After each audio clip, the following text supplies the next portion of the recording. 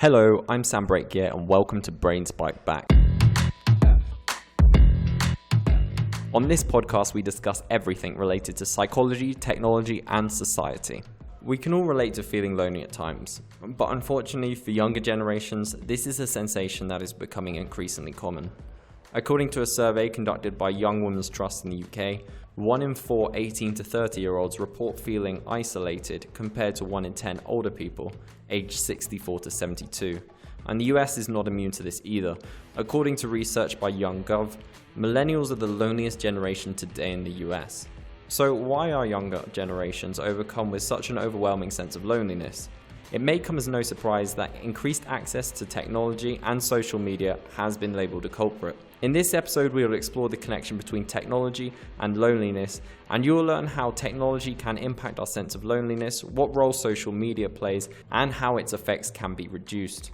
To get a better understanding of this topic, we'll be speaking with two experts. My first guest is the Director of Research at Hopelab, a social innovation lab focused on designing science-based technologies to improve the health and well-being of teens and young adults, Dr. Danyelle Ramo. In addition to Dr. Ramo, we will be joined by a clinical psychologist and the founder of Digital Citizen Academy, a program created to help educate parents and children about the proper use of technology and the repercussions that technology may have, Dr. Lisa Stroman. And for our Weird Wide Web feature, where we highlight a bizarre story from the world of tech, we have a story about AI-generated headshots putting stock image companies on edge.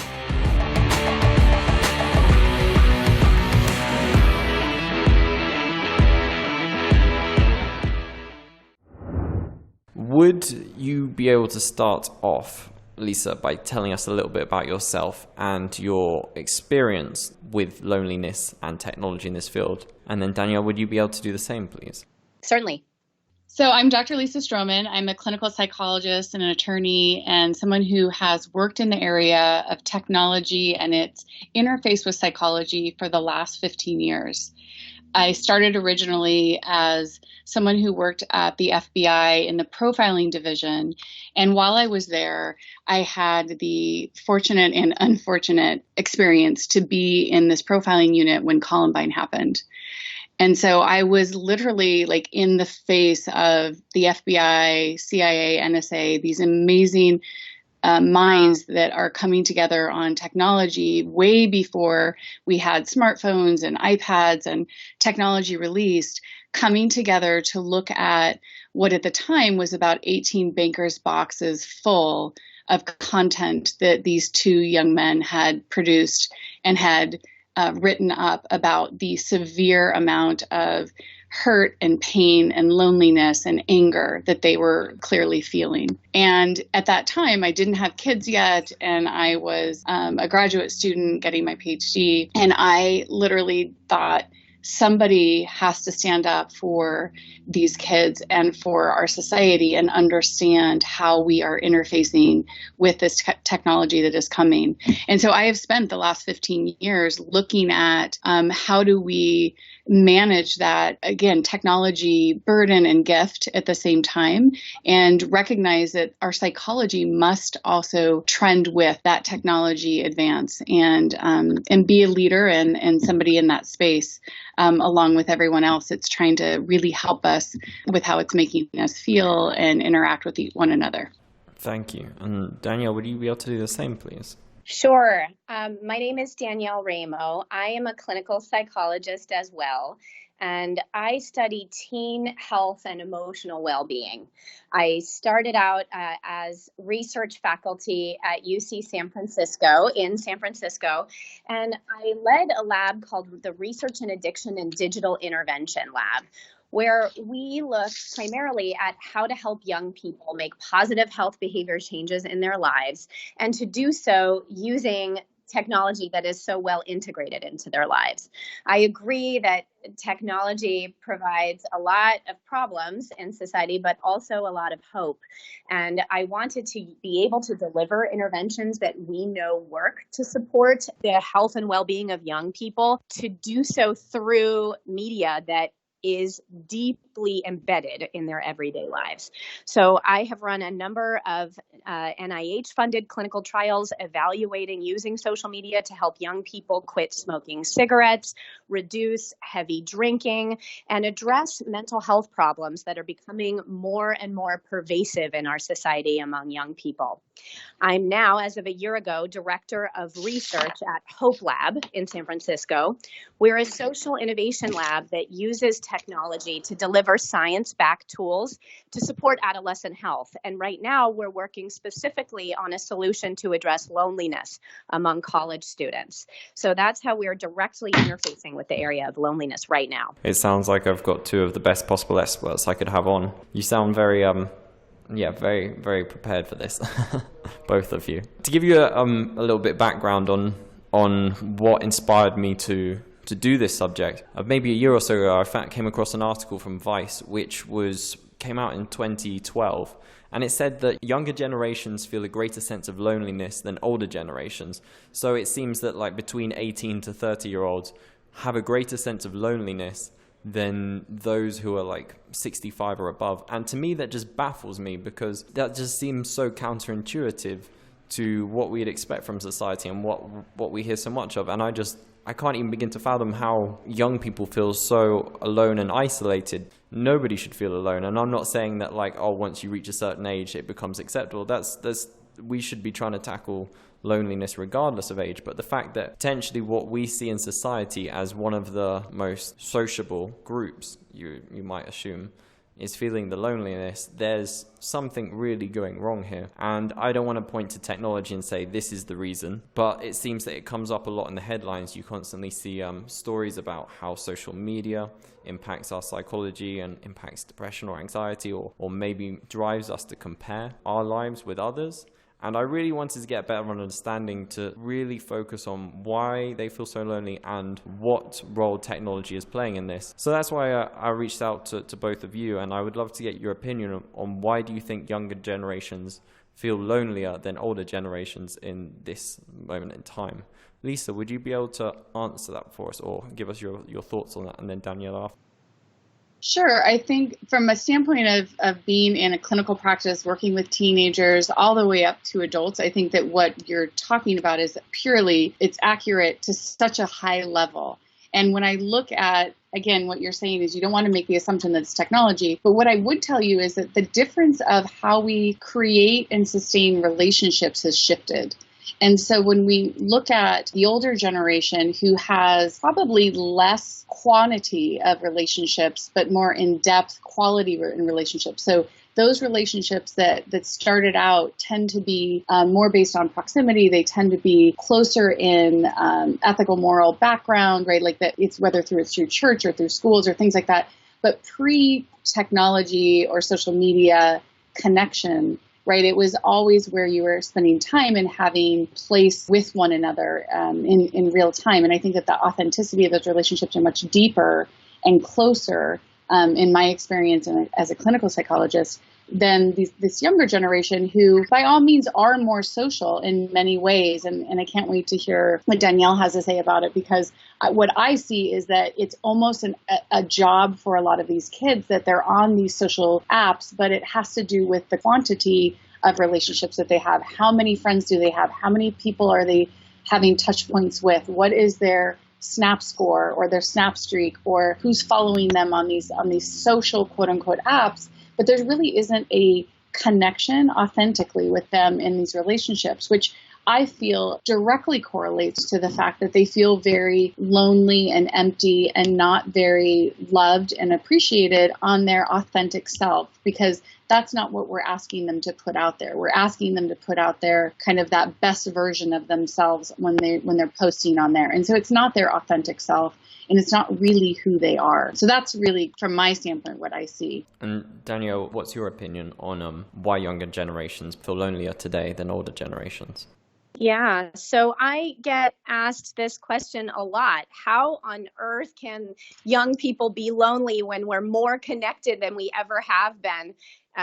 definitely through social media and other digital avenues, but also even in real life, there's so many ways that we can be in the same room and connected to so many people at the same time. And a lot of my work is dispelling this idea that even when young people are in the same room with others, they necessarily feel connected with them, right?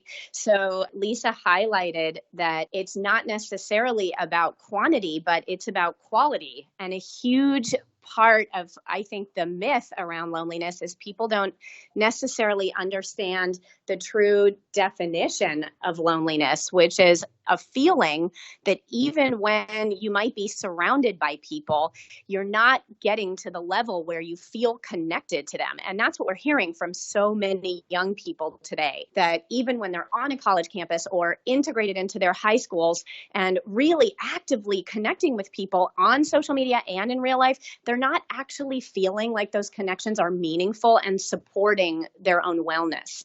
So I do think that generally is a massive phenomenon in the United States today. I am not so quick to entirely blame technology or social media for that. There are definitely some clear ways in which the integration of social media in the lives of young people probably isn't helping. You definitely notice groups of teenagers today just all standing around in a room together, all on their phones. And you got to believe that that's not helping people make deeper connections in real life. But it's not as simple as if people are on social media more, they feel more lonely. There's a much more deep kind of integrated, nuanced relationship. And we've done some research at Hopelab to look at that a little bit more deeply. Awesome. And what has your research suggested so far? Or can you speak a little bit on the research that Hopelab has conducted? Sure. So at Hopelab last year, we conducted a national survey of over 1,400 adolescents and young adults aged 14 to 22.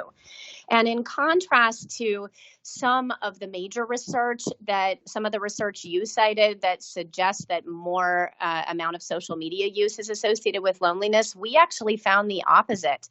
Lonelier people were not using social media more frequently. And that just highlights that there's a little bit of contradiction in some of the studies out there. We're seeing similar contradictions around relationships with social media use and depression and anxiety as well. It's not just as simple as if you're on social media more, you have stronger mental health problems. And it's certainly not as simple as social media might be causing these problems. Instead, we're actually seeing some more nuanced differences in the way social media is used by lonely young people compared to those who don't feel lonely. So for example, in our survey, the lonelier folks said that they were having a lot of negative experiences when they were using social media. So they reported that they had more negative comments on the posts that they posted to social media. And this is any social media that they used. They often felt like people were doing better than they were on social media. They reported more likely to feel like they were being trolled on social media compared to those who weren't lonely. So it's not to say that trolling is necessarily causing folks to be lonely. I mean, it's a horrible feeling to be trolled, no doubt. It's a horrible feeling to feel like your comments your posts aren't getting commented on, but that we don't know that necessarily is causing loneliness. It's just a correlation, because it's also the case that folks who are feeling extremely lonely might be more likely to feel or notice that their posts aren't getting commented on. So we do really have to kind of dig deeper and understand what the data we have show us without immediately seeking to vilify social media at the outset. There were also some real positive opportunities in the area of social media and loneliness. Folks who were lonely in our survey reported that using social media helped them feel less alone. And they described that they were feeling happier also while they were using social media. So if we can support using social media for lonely students, to our lonely young people to feel more connected to others, that may be a way to reduce loneliness on a societal level. But we've got to get there. Mm-hmm.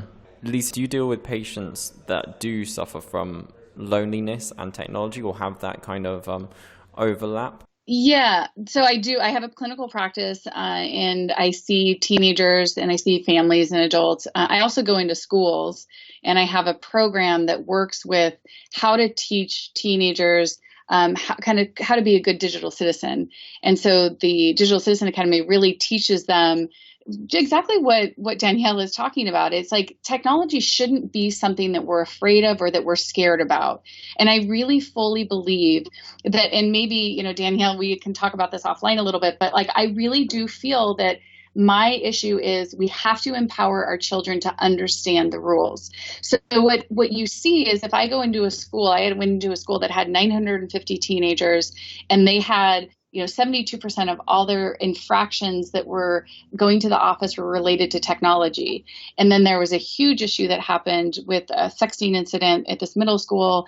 I did one training with the parents, and we did one lesson plan with the kids on here's what you should and shouldn't know about what the choices you're making online. And here's how the rules play out for the social media and the industry themselves. And here's what you should know. They reduced the number of infractions down to 35%, like more than half. Like those kids, the minute you empower them with the information and you empower them to understand the good and the bad and the ugly, in my opinion, and I think that this is what Danielle's research is getting to, then they have a fighting chance to be able to say, I have some control over this. And I agree with Danielle. Like I've been threatened on social media. My life has been threatened.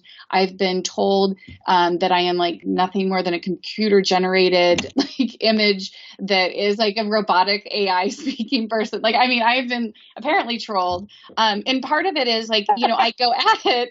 I choose not to feel that way because I understand the game, right? I choose to feel like if I'm going at it. And that's what I teach the kids that I work with and I talk to. And what the program is probably very similar to what Hopelab is trying to generate. And I would love to team up and get some of her data, because I think we have to be very careful on the research that comes out that might have an N of 20 that's supported and sponsored by the industry themselves. So I'm very careful to look at, who are the people that are putting data out there and what are we presenting to the public, and how are we actually giving that empowered, inspired feeling back to those kiddos that are using it and that young generation that need it. And you mentioned that you work with parents. Say if a parent is listening to this and they think, I don't want my child to suffer the negative consequence, or I want my child to have a healthy relationship with technology, what advice would you give them, or what rules would you say, all right, here's some steps to ensure that your child has a healthier relationship with technology?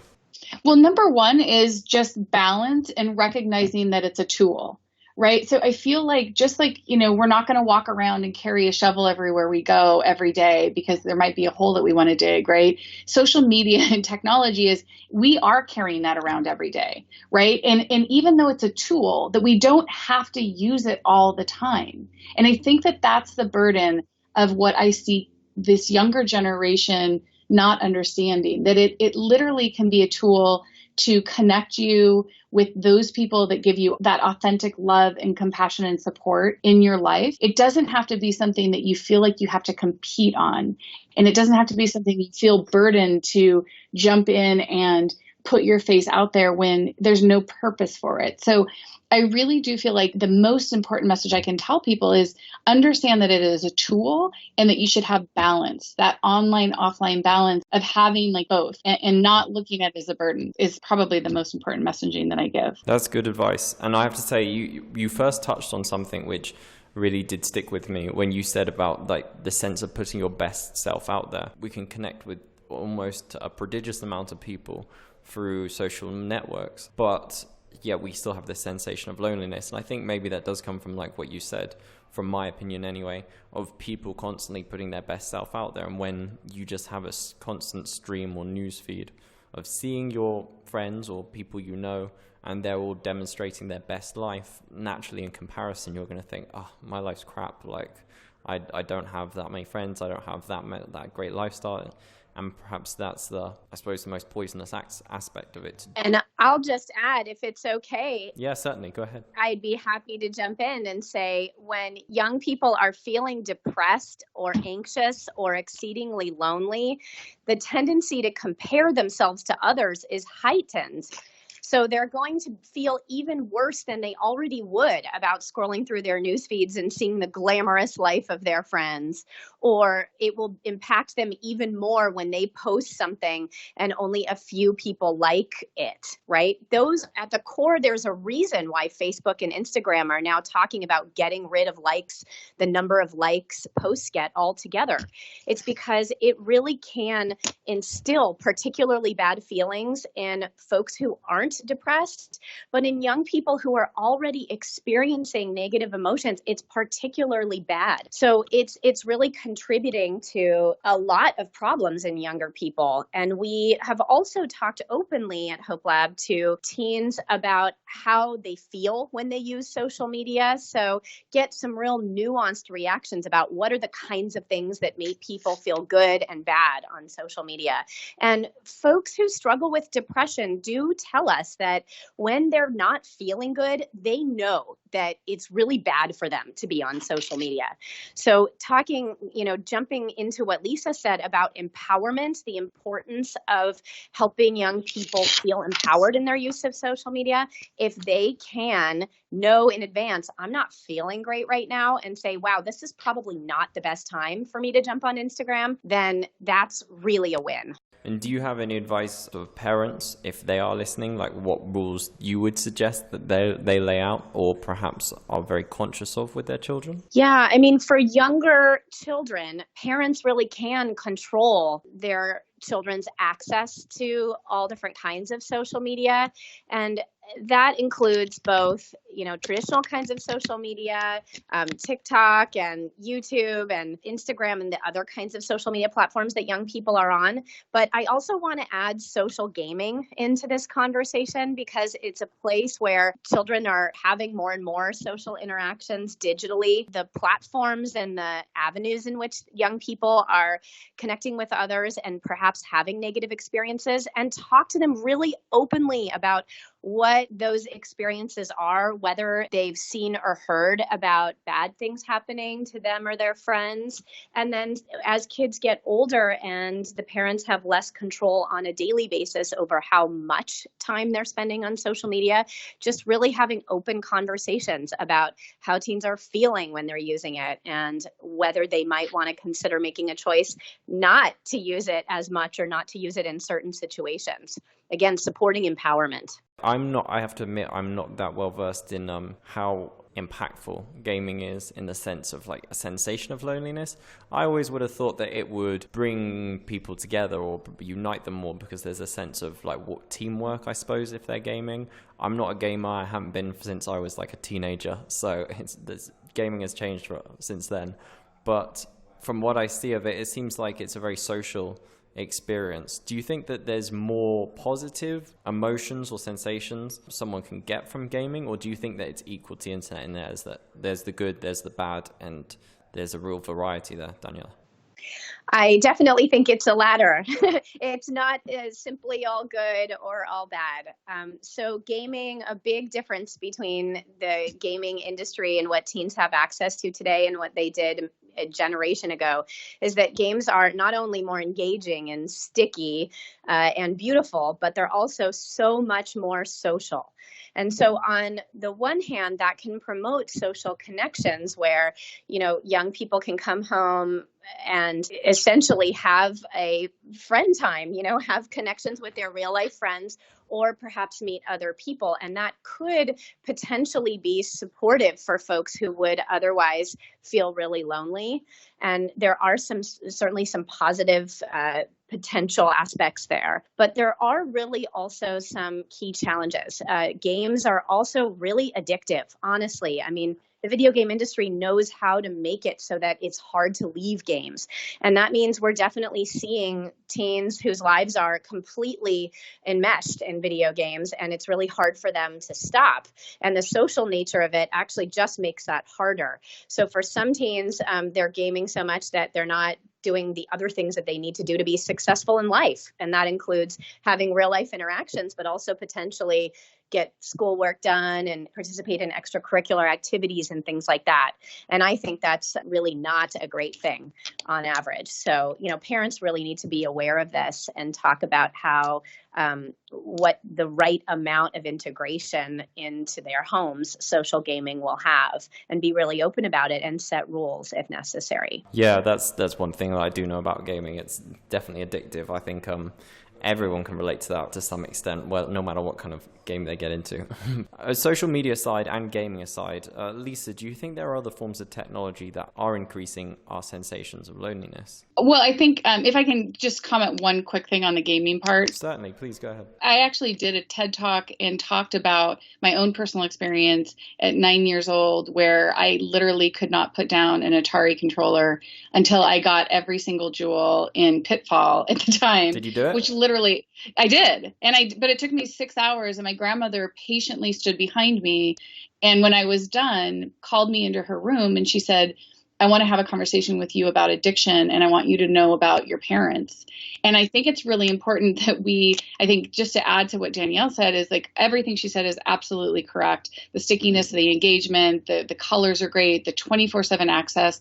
If you have any aspect of addiction in your family history, right, you are going to be more predetermined to be that kid that is going to have a hard time turning it off. And I think that if you're a magical unicorn and you have no addiction in your family history, fantastic. But I do think that it's definitely something that we need to be really, really cautious of. And what I see in my practice, obviously, which is biased, and I'm sure what Danielle sees at Hopelab is those kids that are talking about it. But we do have an issue with the addiction and tapping into that potential, and games definitely do that. So your question about other forms of technology, not gaming and not social media. I think if we talk about technology of anything with a screen, right, anything that is innovative and new is going to be something that we are drawn to. Right? We're creative human beings. We are looking for things that are novel and new and challenging to us. But when you add in that screen and you add in the ability to give that attention to the brain, which to me, like I'm a kind of a neuro nerd person, where I'm looking at how does that set that dopamine reward system on fire? How do we, engage that amygdala in our brain? Like, how are we doing things with technology? And I think that there's a lot of things that are up and coming, the AI interfacing with like these robotics, the ability to code and create change and have control over that is very, I think, interesting for kids, and it gives them a sense of power, where I've seen it go both really, really well, where I've got kids that are coding and doing things that are super innovative and helping them manage and organize their academic studies. And I have kids that are like basically learning how to hack and create mayhem and applications and things like that, and basically getting like suspended from school. So I think that there's again, like when that happens, it creates that feeling of shame for the kids that are making the bad choices, which make them feel not as good as everyone else, which increases their loneliness or their isolation from peers. And again, on the positive side, if they're going in and they're being super creative and they're getting awards and recognition and things like that, you might have some sense of jealousy from peers, which isolate them and create kind of that loneliness. There's like the good and the bad, and having that balance. And it just boils down to me that I don't think that we can blame technology for all of it. I think that we have to kind of get back into center and look at our social emotional training of our society and our kids specifically, and how do we increase the ability to understand how do we show compassion and love and acceptance in this world with and without technology. Danielle, is there any other technology which you have some concern over amplifying the sensations of loneliness? Well, I mean, we have just gotten, and we as a society have gotten so much better at understanding how to make technology sticky and how to design so that people will get into and be as immersed in technological solutions as possible. I live and work in San Francisco, and it's the heart of an industry that is just continuing to pour so much money into designing for immersion.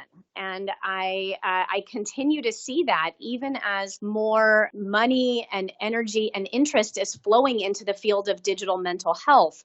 A core question is, how can we use technology to help people, but also how do we make everything from therapy to wellness interventions, mindfulness, etc., more as sticky as possible.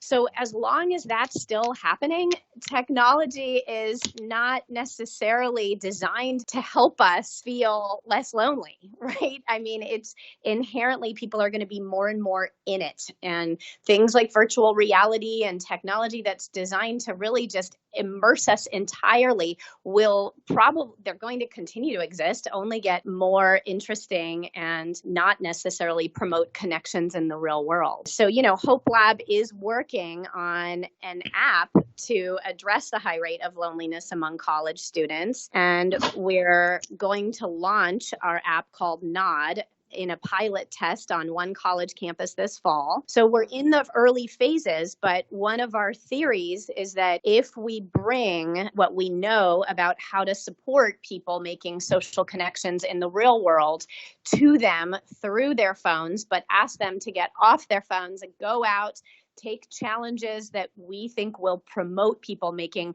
stronger ties to others in the real world, and then come back, process that being hard sometimes with a compassionate lens, and to do so digitally, which is still very comfortable for folks, then we hope and believe that that will help people feel less lonely.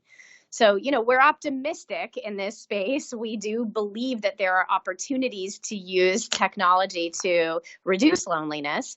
And that's an empirical question. And I look forward to be able to share some results of our trial in the winter. I'd definitely be interested in seeing how that goes. And that kind of brings me on to one of the last points that I wanted to make, and hopefully it's quite a positive one.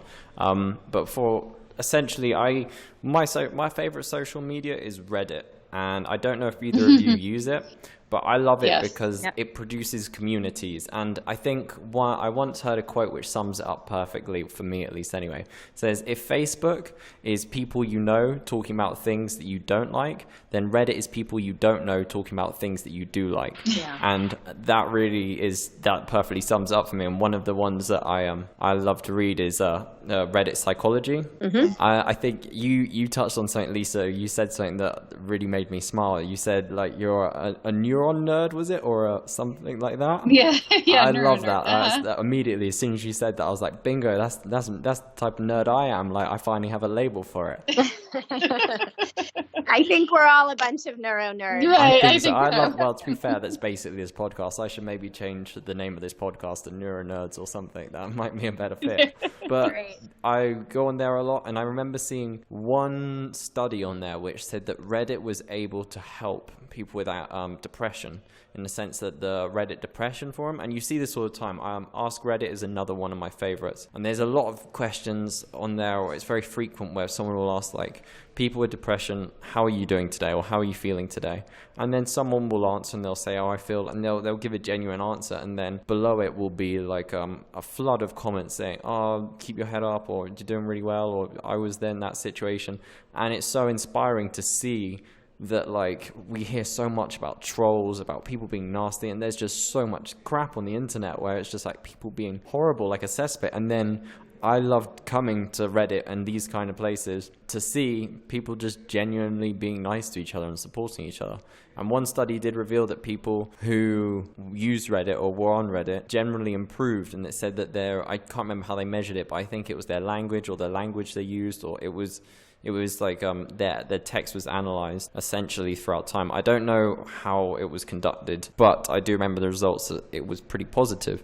And I wanted to put it to you both, how can technology be used to reduce loneliness? This is obviously one example, but Lisa, would you be able to explain and share with us how you think technology can be used to reduce loneliness? Well, I think, you just gave the great example. I mean, I love Reddit.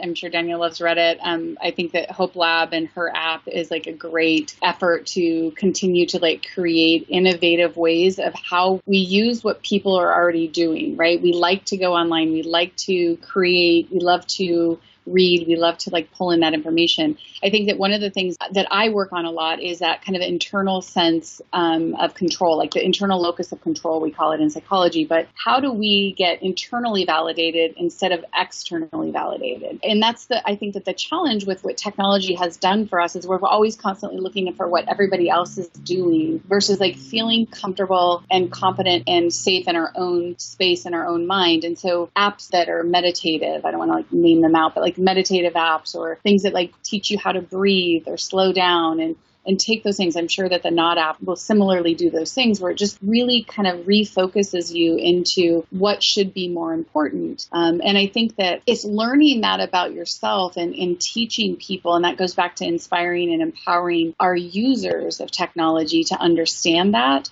And I think when we educate them and we give them that tool, it is as simple as understanding that for themselves. Because now I'll give a funny story of being in a school and a teenager came up to me after I spoke and she said, I just wanted to come up and tell you how brave I think you are. And of course, I had just spoken in front of 2,800 high school students, and I was feeling very brave at the same time because that's a very large audience of teenagers in one space.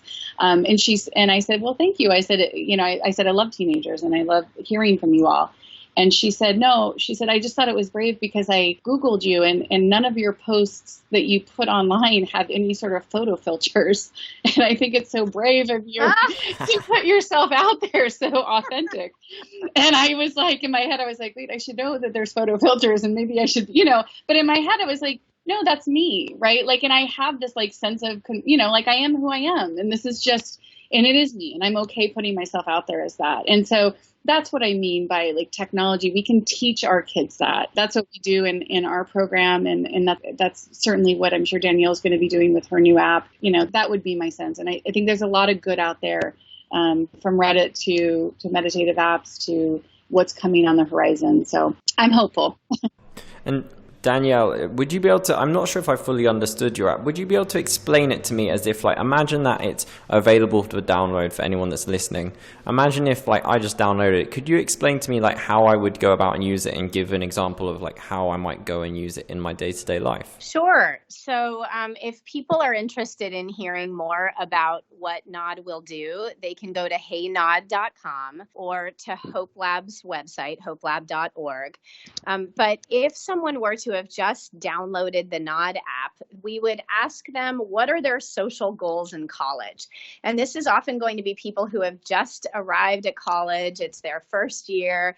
It's a time when people have really high expectations about meeting their best friends for life. They hear about how their parents have done that, or they have ideas about what college looks like from movies, TV, etc. They might perhaps have really inflated ideas about how easy it will be to make friends. But often they get there and they find that it's a lot harder than they think it will be. So our app encourages people to do mini missions that are challenges. They encourage students to skillfully socialize out there in the real world. So challenges can look like walk down the college campus this week, look 5 people in the eye and say hello, or dare to leave your dorm room open each day for an hour this week and just see who pops over. So things that are designed to promote social connections in the real world. And then I mentioned that things don't always go as well as people might want. So you could walk down the college campus, say hi to someone, and they don't even look up from their phone, right? So there are times in which there are setbacks or people might not feel so great. And particularly lonely people might be more susceptible to that. So our app also encourages people to reflect on how those challenges go and to reduce self-criticism about it. So if someone doesn't look you in the eye, to question, is it something about you, or might it be that that person was just really immersed in what they were doing? And those reflections are designed to build resilience so that people can still go out there, try it again, and feel like if they put forth effort, they'll be able to make more friends a little bit more easily in the future. So that's our idea. And, there aren't a lot of interventions out there to reduce loneliness. We kind of know for a long time, we've known how to support people who have clinical depression, anxiety, PTSD, and other clinical disorders, right? But loneliness is more challenging. And so we've had to be innovative here. And we're drawing upon on literature from cognitive behavioral therapy, self-compassion theory, and a couple other theories to say how we think loneliness can be addressed through an app. And we never do anything at Hopelab unless we've actually tested whether it actually can have an effect on the health outcomes we expect. And we look forward to seeing whether engagement with Nod is going to reduce loneliness. But we think we've designed something that's engaging and that people really will, if they will be able to kind of have more social connections in the real world. I think that sounds awesome. One episode which I'm really contemplating of doing is about the gamification of exercise. So basically like how Fitbits and other apps have turned like doing exercise into like a game, like how many steps can you do, how many points can you do, and whether or not that will encourage people to lead healthier lifestyles. It sounds like the app's kind of like a similar thing. It's almost like a gamification of like social exercises, in the sense of like it makes you more like, oh, I'm going to go do this activity, or I'm going to achieve this. So it kind of like gamifies that, which I think could really stand to tap into. I suppose if someone's really into technology, then it'll really tap into that side of it, while also like allowing them to strengthen their social skills. So yeah, that sounds awesome. I'd be very interested on hearing on how that goes. But on that note, this conversation's been awesome and I love this. But I'm sure there are many people that are listening that still want to hear more or want to know more about your work. If people do want to follow you on social media or anywhere else, how can people stay in contact with the work that you're doing? Lisa, would you like to tell us first? Sure. We post on Twitter at Dr. Lisa Stroman. I also have a company called Digital Citizen Academy where I write blogs a couple a week. Usually it's me venting about some sort of issue with technology and trying to help people like kind of navigate that space. And they can also obviously on Facebook, Dr. Lisa Stroman, I have my own page there as well. Fantastic. Danielle? And at Hopelab, people can come to our website, hopelab.org, to see how we're using technology to support adolescent health and emotional well-being broadly. If they'd like to learn about what we're doing in loneliness, it's hopelab.org/destroy the myth. And our Nod app is at heynod.com. And I'm on Twitter at Danyelle Ramo. Thank you so much. This has been a really enjoyable episode. And I really look forward to hearing about the work that you continue doing in the world to help tackle loneliness and technology. Thank you so much. Thank you. Thank you. Weird Wide Web.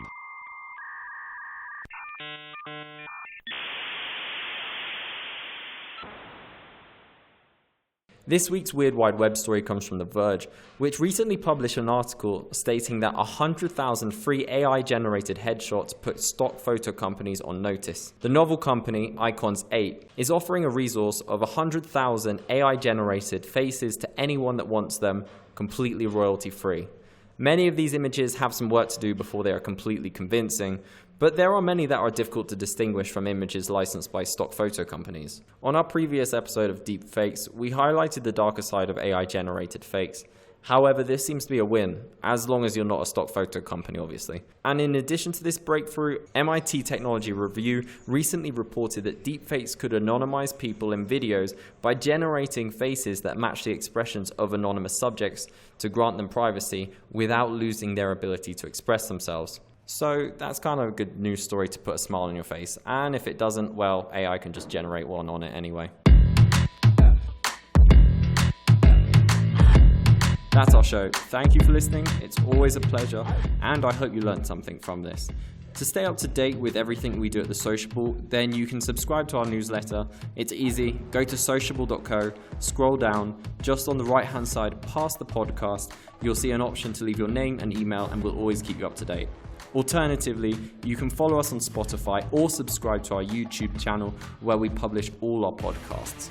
Thanks so much and have a great day.